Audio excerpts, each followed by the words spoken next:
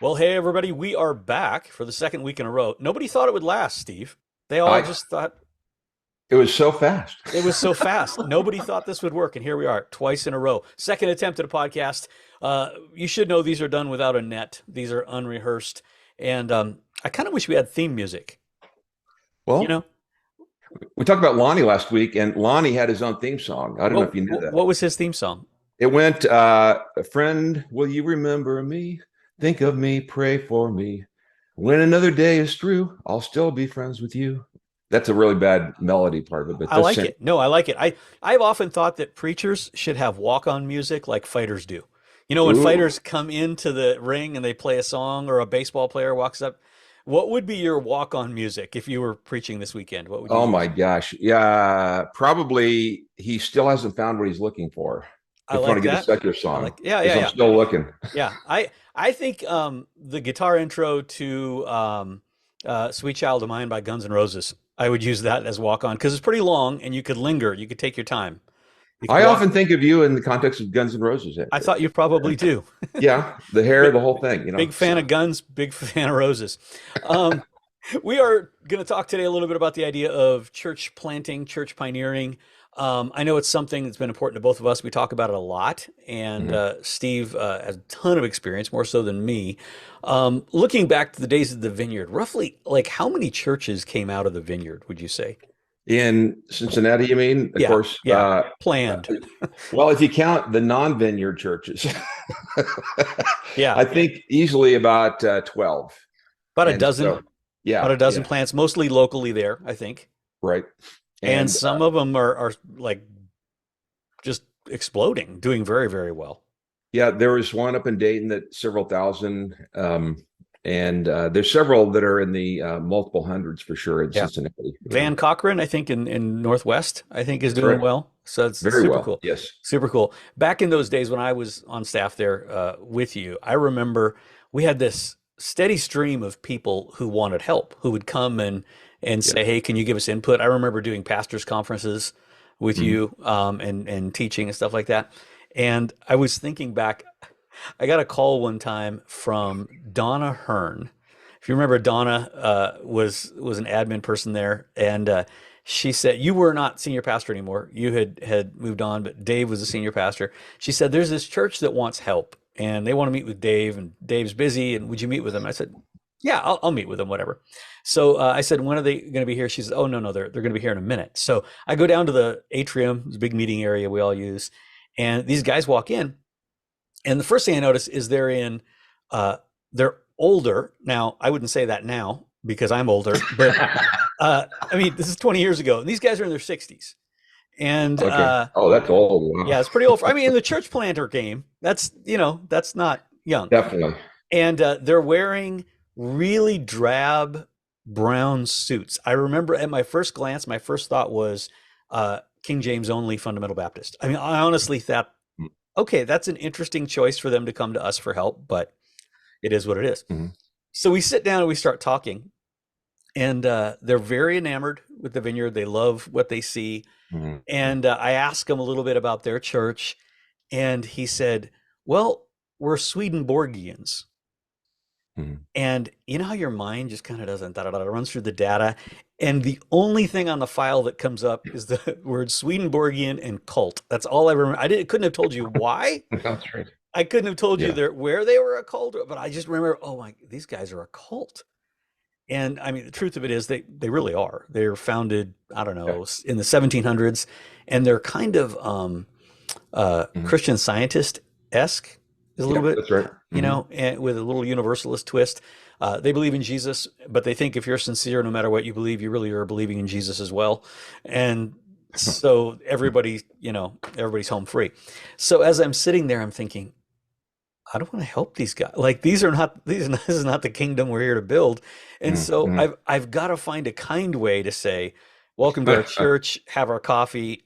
I'm not going to help you, And so I'm kind of Right. talking my way out of expanding this cult. And Donna comes down the stairs, and I'm in such a pickle talking to these guys, and I'm Mhm. thinking Donna has got to meet these guys because later I'm going to tell her what she's got me into. So I call her over And she comes over, and you remember Donna. Donna is not a big person. Right. Donna's pretty petite, No, and you're right. She's small. I'm too smart to guess how old people are, but I think she's a little older than I am. And so we're introducing them. I'm like, Donna, these are the friends you invited to meet with me. They're Swedenborgians. And I could tell she went deer in the headlights. She didn't know what Swedenborgians were. She knew I was telling her something is going wrong, but she didn't A know that. Danish Borgian she knew all about, but not Probably. Swedenborg. Right, Okay, not right. Swedenborgians. And so these two guys look at her. Now, again, I reiterate, Donna is small. For those who don't know her, she's slender. She's just kind Yeah. of tiny. She's wearing this white gauzy blouse that's just kind of billowy. She kind of looks Mhm. like a Bethel worship leader, and Okay. and this is before there was Bethel. So, but she was a leader even then. And one of them looks at her, and he says, "When are you due?" And I just remember thinking, "Oh, buddy." She was not due. Her kids were grown at this point. She wasn't having any more, and there was no logical reason for any man to ever say that to her. Okay, that's And awkward. I just kind of reached over and I touched him on his shoulder and I said, "She's not expecting. You need to stop." And and he kind of got startled and she went on. So anyway, I told her later, I said, "I don't believe in karma, but if I did, I think that's what that was. You got me invited to a meet. You get me invited to a meeting with cult leaders. They think you're pregnant." Oh my gosh. If I were her, I think I would have gone with it and said, yeah, I'm only a couple of weeks into it. How did you know? Yeah. So anyway, we have helped all kinds of people, and we have avoided helping all kinds of people, and they were in that category. But talking church planting, one thing that I kind of differentiate with, and maybe not everybody does, is I think differently about church planting as we know it and pioneering, Mhm. or starting from scratch, which is closer to more of what you did Mhm. back in the day. It's not to say you had no help, but when you Right. came to the vineyard, or when you came to Cincinnati, because there was no vineyard, what do you think you were going to Mhm. find, and what was there when you got there? Well, I was told that the royal we had about 50 people, and I was going 50. That's a fantastic start. We could probably just about take off any time now, kind of thing. Right. Get Yeah. there. There's actually 5 people, 5 of them, and they were all wonderful people, but some were more socially connected or skilled than others, and so it was quite a mishmash of folks, even with the 5. And what we really were was what Peter Wagner called a parachute drop, Yeah. where you come in with almost no contacts, and each person comes in, your wife, your kids, your little dog on the parachute, and it was really much like that. And for the first 2 years, I was absolutely convinced that nothing was happening, that I'd been completely duped. Mm. I could have been somewhere really happening where there's Yeah. like 7 people, and so this incredibly slow, but it was exactly that. It was a pioneering effort, not a programmatic thing where here's a box, you open it up, here's the money, da da da. And I had 3 jobs at a time. I worked Yeah. in a warehouse, I delivered appliances, and I drove a school bus all at once. And Wow. none of those have anything to do with what I was trained to do as a teacher, Yeah. and no ministry happening whatsoever. But the funny thing is, Randy, that I look back at that, and 2 things I realized. One is that I think I'm uniquely wired to do that kind of thing versus a programmatic Hmm. approach. Because we tried the programmatic approach later on, and it was not my personality at all. I like the rough and tumble, When you say and you tried that later on, tell me about that because I don't know yeah. that. Well, we went from Florida down. Oh, I'm sorry, we went from Ohio after we stopped working at the vineyard there down to the Tampa area and planted from scratch. And we had, well, actually, it wasn't from scratch. We had a number of people that wanted to join us, and some moved down there on their own. Some I didn't want them to move down there, and they did anyway. It was kind of like adopting a very needy, gigantic family of about 20 people at that point, and Mhm. everybody had their own issues. Da da da da. It was actually far more complicated than coming in as a parachute drop, and yet I think that I can see why a lot of planters really want the predictability, the apparent predictability of a box, open it up and go for it kind of thing, and This is not the way I'm wired. Yeah. On the Enneagram, if you're familiar with that, I'm a four wing five, which is what they call it. It's kind of bohemian. They call it. I'm picturing Bible under one hand and guitar over my back, kind of thing. And that sounds ironic to people who know me well because I don't come across that way necessarily. But that's really who I am deep down. And Janie's a fantastic partner. So, we meet people, bring them in, meet more Yeah. people, bring them in, on it goes. And not to say that one way is better than the other, because we've both Yeah. seen a lot of people who have planted with an organization and lots of financial backing and all as many advantages as you can muster if you're, building something Mhm. from scratch. And the Lord has blessed That's it and right. it's been good, but that's a different thing than doing the Mhm. parachute drop. And I think there's advantages and disadvantages to both. Um, Mhm. Starting from scratch like that, what would you say the advantages were? Well, the advantages are you get to shape it yourself, and you get to be the guy or the couple, what have you, that bring your values, your practices uniquely. Because if you're part of any kind of a group, Vineyard, Schminyard, Baptist, Schmaptist, whatever, your unique blend is that there's still an absolutely unique application to that where you are. So a Cincinnati version of that would be one thing. A Phoenix version would be another, perhaps. Mhm. But the idea from regardless, as I get to massage into the thing, these values that I really feel like God is calling us to walk out. And so, honestly, before we got to Cincinnati, I was a little bit of an evangelist, but became that gigantically at that point because we didn't have any people, you Yeah. know? I think there's also something really unique about that first wave of people that you gather, Hmm. because there's something about that draws people that can be both positive and negative. Yeah. And when you start with a crowd, you do Hmm. the mailers, you do the mass media, you got 300 people on the first Sunday morning. Hmm. Um, there's some disadvantage of that because it's one thing to have five people that have expectations, but then to Hmm. have 300 that have expectations, uh, Yeah. I'd much rather disappoint five than 300. Um, Absolutely, absolutely. I'm with the, and I think the other part, which is, the thing that we actually tried to do in Florida was start with 300 people, mhm.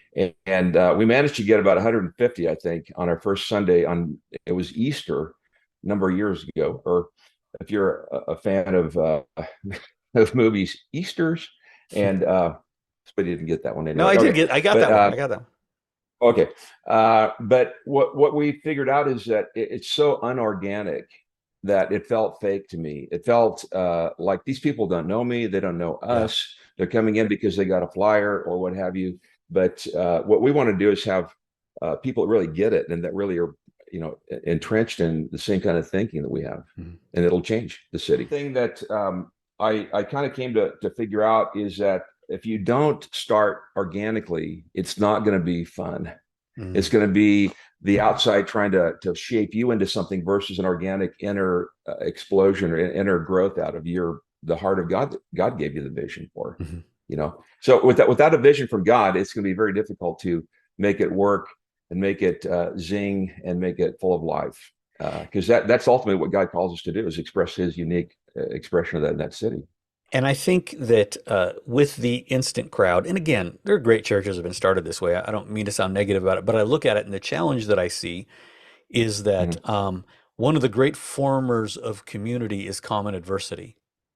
Like if That's right, man. together we have the same struggle, okay, back to back, we're going to fight this battle together. And when the battle Mhm. subsides, man, you've got a friend.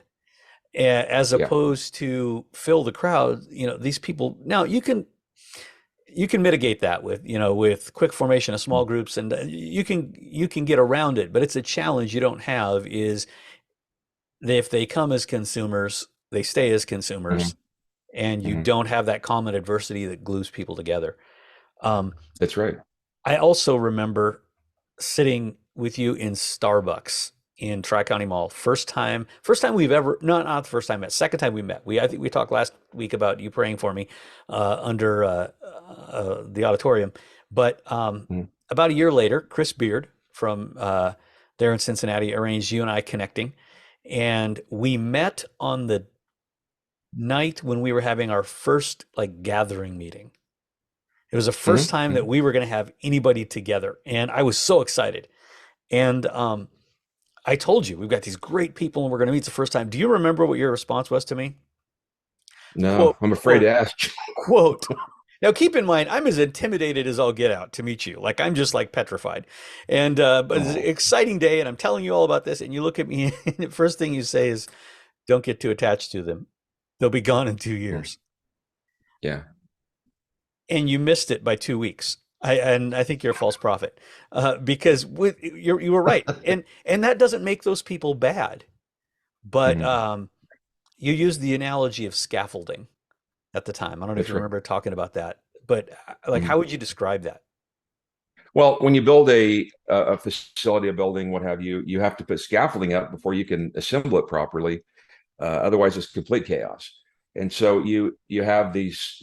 We've all seen it before on a redone building or a new building. They put up these little bars and so forth and so on, and you climb around and you get it built. And some people are really uniquely called and wired and enthusiastic about being scaffolding. Hmm. And other people, they are very much the opposite.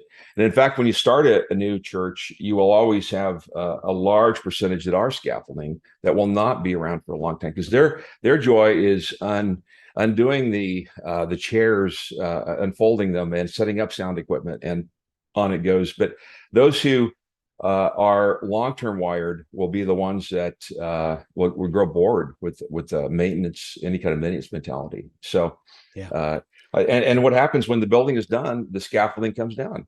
And yeah, and so you don't need it any longer. Not that we don't value those people, but I could look back now at numbers of people that were fantastic at scaffolding, and they left us. And the one thing that I really did well, I think, at that point was I said, go start a church with a few other people. hmm, And they did, and they were kind of surprised I would respond that way because they hmm, thought that I would see them as competition. And there is a part of me that that goes that direction a little bit anyway. And what we figured out is that if we just let them go and be themselves and maybe group together with other dissatisfied people, they can start a new church. That's how we got a lot of those going. yeah, And they're still going 20 years later, 30 years later. yeah. Yeah. But it is good to prepare your heart for that in advance. Oh boy. Oh boy. Yeah. Because To otherwise you feel like you're a reject. What's right, wrong with me? How did I, my second grade teacher was correct about my verbal ability. That kind of goes back on you after a yeah, while. yeah. It's we are in a phase of a young church, and right now, Mhm. which I didn't anticipate being at 56. I didn't think that was going to be what I was doing, and I'm enjoying it. Mhm. I'm loving it, but it is a bit of a sandwich I did not order. Yeah. Um, Mhm. and even at this age with this experience in ministry, I have to discipline Mhm. myself to remain tender to people and remind myself, okay, they're not my people. Mhm. They're really not my people. Right. And even the most Absolutely. enthusiastic ones That's who say, incredibly important. even the ones who are enthusiastic about being your people are really not your people. And Yeah, if you think of them as your people, you're setting yourself up for a lot of heartache. You're not thinking about them in the that's way the right. Lord would have you think about them. And you end up That's starting right. to leverage them because they're useful rather than serve them because the Lord put them in front of you. And I think that's been Boy, that's accentuated in post COVID. I mhm. made a joke Sunday um, that I know it's hard to imagine. Made a joke Sunday about I preached kind of an extension of a sermon that I preached 2 weeks ago. I said it's a remix, it's not part two, but I'm not rehashing the same thing.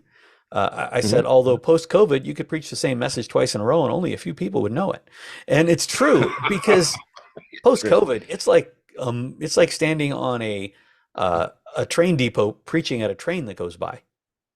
Yeah, You don't know who's going to be that's on the right. car, and they would all say they're with you, and, Yeah, and they yeah. mean it, and in their heart they are. But that train is moving pretty fast, and you have to adjust your heart.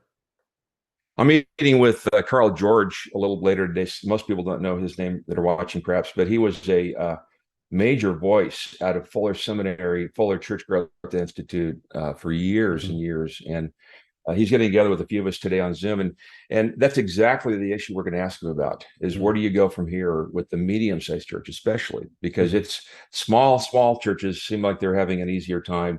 mega churches, no problem usually. But the medium, what do you do with those guys? Yeah. How do you keep going on and not being depressed because people are not sticking with you, you know? Yeah. So Um, the way you do it, I think, is outreach. yeah. So go Go, ahead. going back to those early days, you've got your five, yay, maybe seven people on a good small group night, but things start taking off. And it started slow for you. Like, Yeah. took you a little while to get to that 150 point, didn't it? Oh yeah. Oh yeah. Oh yeah. It took years.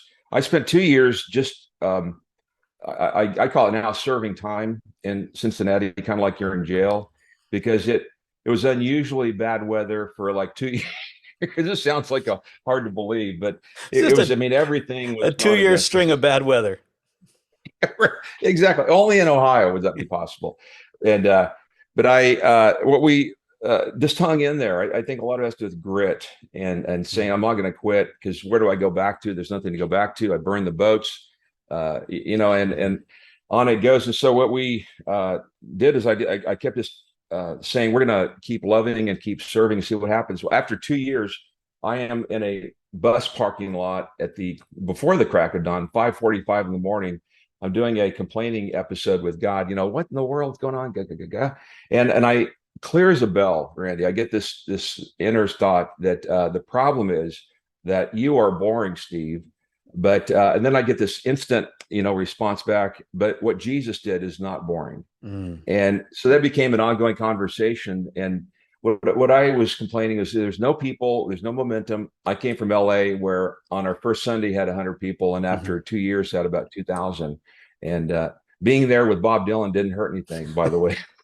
But we couldn't get him to move to Cincinnati, so we were stuck. Yeah. But we ended up.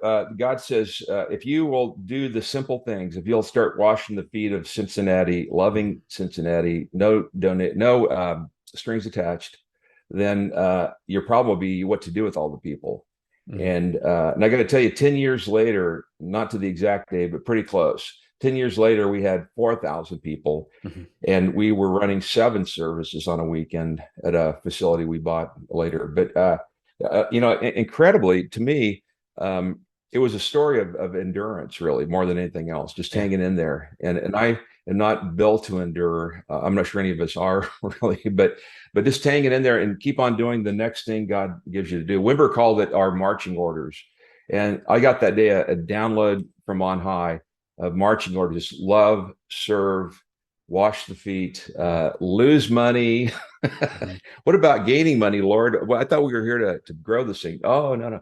By giving it away and losing, in Hmm. quotes, you win and you begin to walk out the kingdom. Yeah. So it was really an episode of that. And it took about like 2 years to even get started, Yeah. Randy. And it was amazing. Everybody who plants that I talk to Mm-hmm. talks about the unawareness they have of the skill they need to develop to endure pain.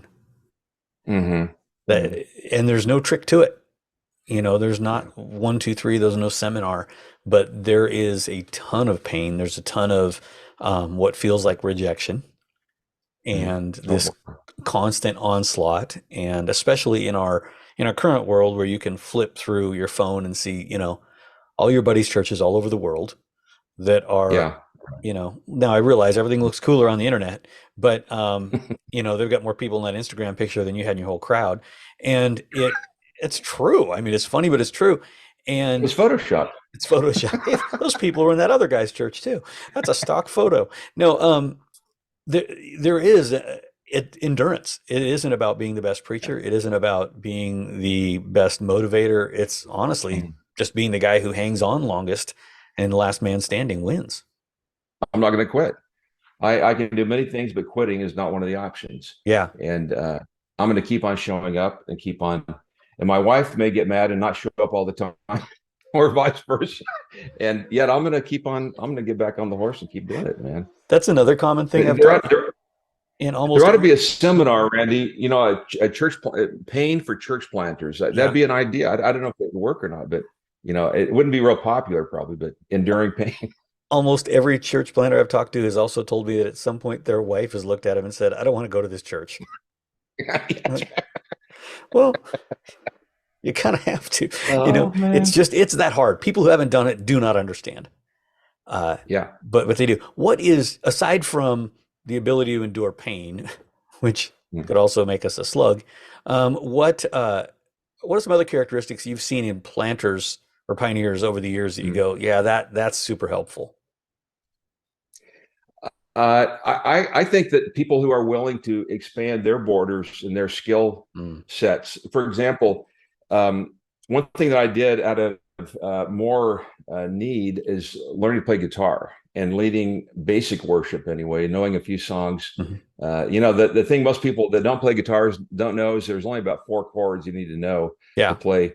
Like Gordon Lightfoot, they call him four chord Gordon Lightfoot, because that's all he does in all of his big hits, four chords. And I think that if you can do that, and believe me, you can spend about 2 hours learning the chords, maybe 15 minutes, depending on your capacity, and you can play guitar. Yeah. And for example, being willing to stretch out that way. Here's another one, Randy, is willing to do what it takes to become effective, no matter how um, uh, embarrassing even that might be. In my Mm, case, I had some phonics issues that they weren't. That's probably not the right word. Some other issues with some when I was speaking 7 times, it became apparent after about the fifth service that my speaking was getting a little tired, et cetera. Without going into detail, I took speaking elocutions lessons, I guess, from a Electrocution uh, lessons? My goodness. electrocutions. That's right. Yes. I came back to life, but they taught me how to do it properly, how to speak Hmm. properly, and it was way less energy. I was able to do 7+ services even at that point. But I sat in a little chair because it wasn't really designed for adults. And Hmm. I paid for it out of my own pocket. On it goes, but it was revolutionary. I ended up getting braces actually in the end. Had 4 teeth pulled. It was very complicated, but it Wow. was so worth it. It was so worth it. Yeah. You know. There is an element of if you're the lead guy, you have to present like you know what you're doing, you know it all. And Oh nobody boy. falls for it. Yeah. Like nobody really thinks that's true because they see, Yeah. but there's that bit of vulnerability of going, I got to develop in this area, or I have to Yeah. have a better understanding of this. And That's it's right. not easy. It's not easy.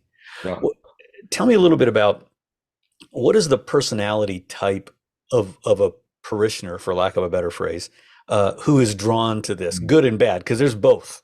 Like, what kind of people Mm-hmm. go, I want to be a part of that? Or if they've been a part of a conventional established church and now they're in that setting, what do they need to know that Yeah. why is it different? Yeah, yeah, the at the one extreme there are some depending again on the church. Vineyard is identifies as we believe in the gifts of spirit, the power of the spirit, prophetic stuff is valid today. Those kinds that really attract to that end of things would be one whole capacity. At the other end of the people that I call in Cincinnati anyway, the penny loafer crowd with Hmm. the perfectly pleated wife with her dress, Yeah. perfectly Yeah. pleated dress. Right.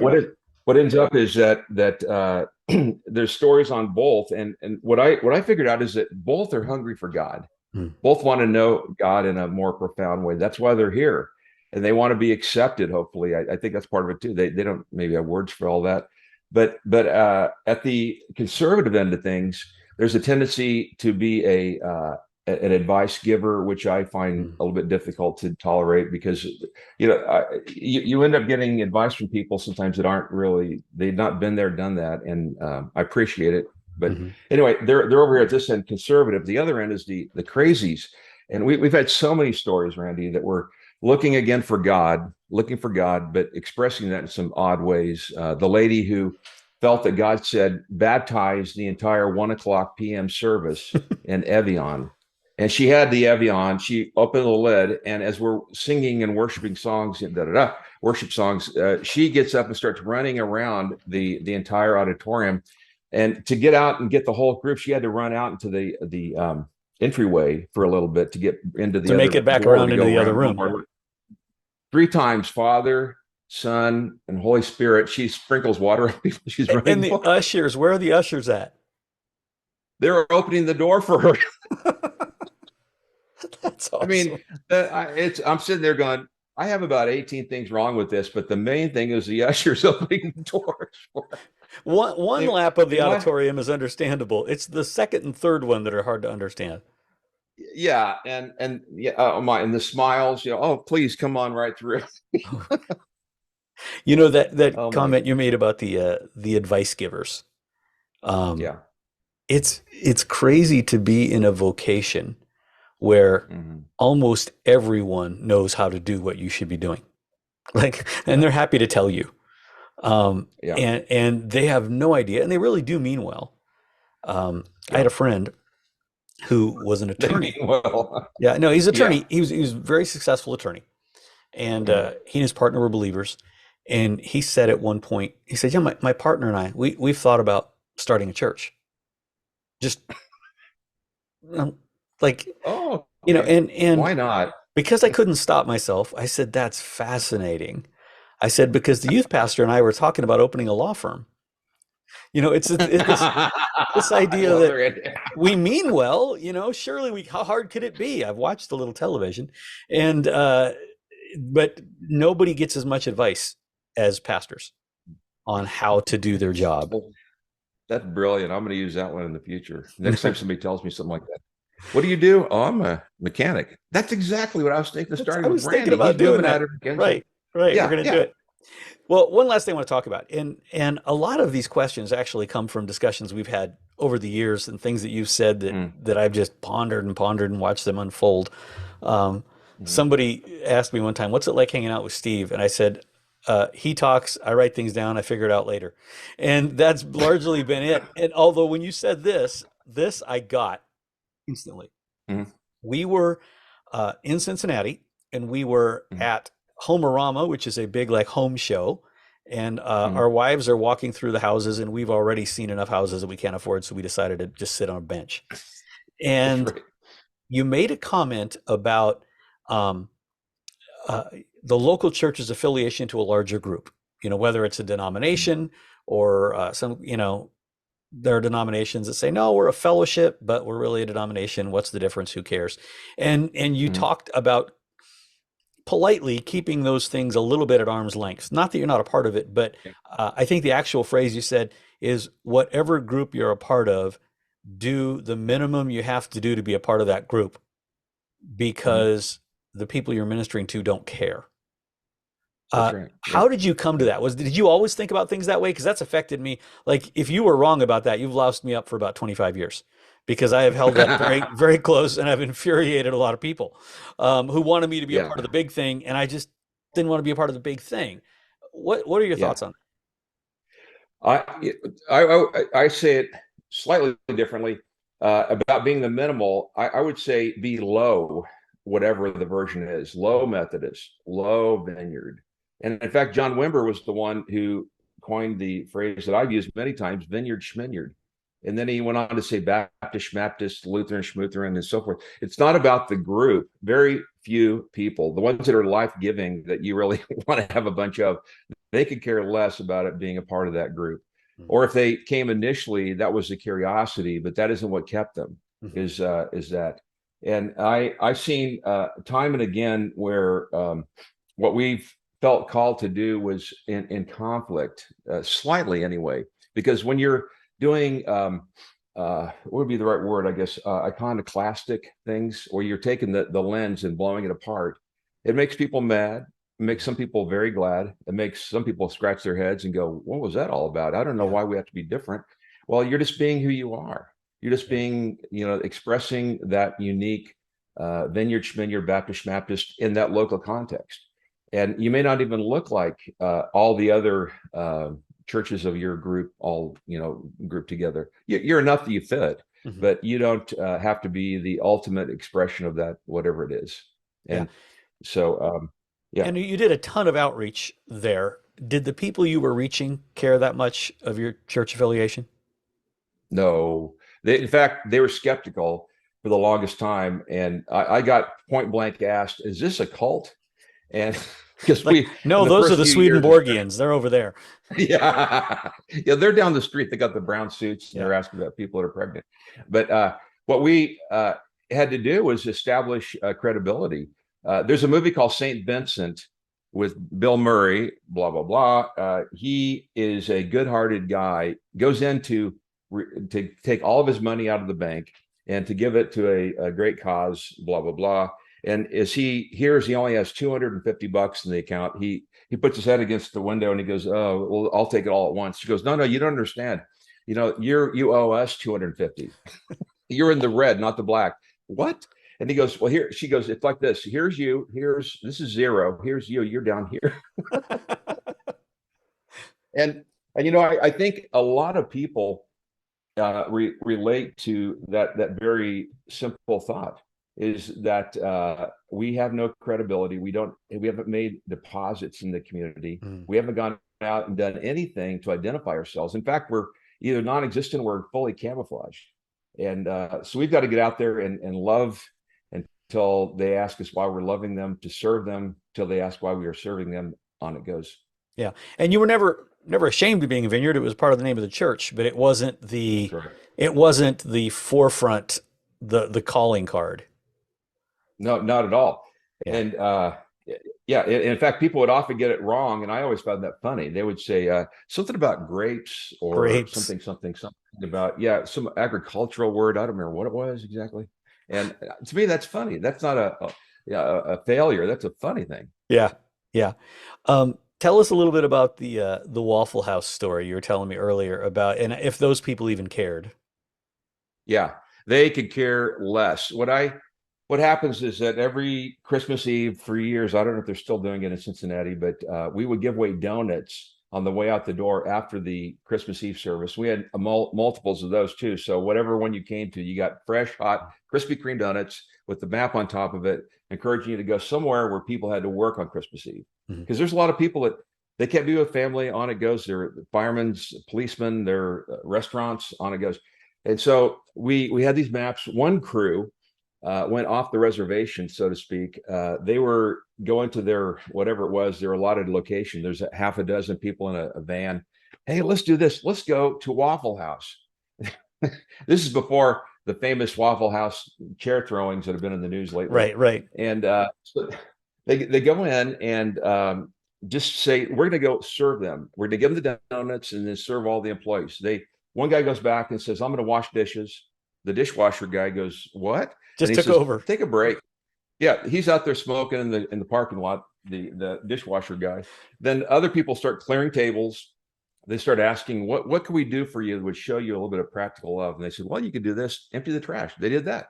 Well, a couple of people said, let's put money into let's spiff up the atmosphere here, because people are by themselves on Christmas Eve Right. at Waffle House. There could be more of an ironic, oh my gosh, they're eating with one hand like this, and Yeah. and so they put in a number of dollar bills, and they start playing songs from Motown. Mhm. And if you know anything about music, Motown music is anything but down and depressed, and on it goes. It's more, I'm going to get out of my mess kind of thing, Mhm. Well, they start pulling people out as they dance around. Come on, you got to dance with us.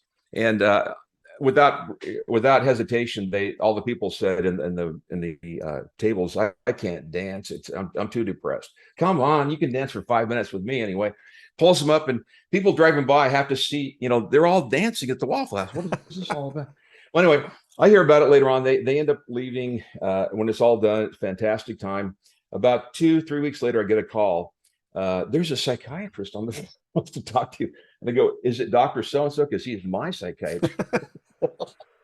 No, it's somebody else. Anyway, I pick up the phone. Hello, is this Pastor Steve? And I said, yeah. And he says, this is Dr. So-and-so. I just need to tell you, two of my patients were at the Waffle House that night.